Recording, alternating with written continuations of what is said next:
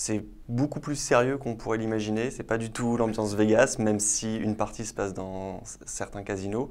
Ouais. C'est vraiment des gens qui sont là pour montrer leurs produits auprès de journalistes et auprès de potentiels distributeurs, potentiels investisseurs dans leurs entreprises.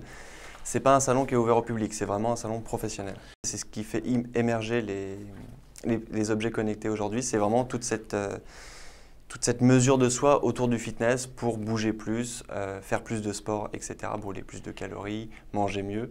C'est vraiment par ça que ça émerge. Après, ça concernera beaucoup d'autres produits potentiellement. Les startups françaises présentes au CES étaient vraiment axées sur les objets connectés. Il y avait vraiment une volonté de montrer le savoir-faire français en la matière.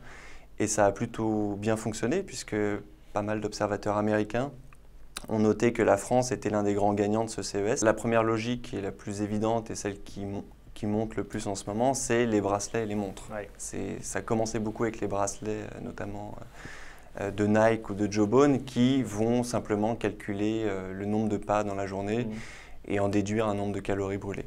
Pour le faire depuis à peu près 2 ans, j'ai toujours depuis un bracelet ou une montre connectée qui me dit mon nombre de pas et qui me pousse un petit peu, c'est l'air de rien, mais c'est vraiment ça nous pousse à le soir, plutôt que prendre l'ascenseur pour repartir du travail, on prend les escaliers. Ah oui. Donc il y lieu a un de côté prendre addictif et un côté petit peu, challenging. oui.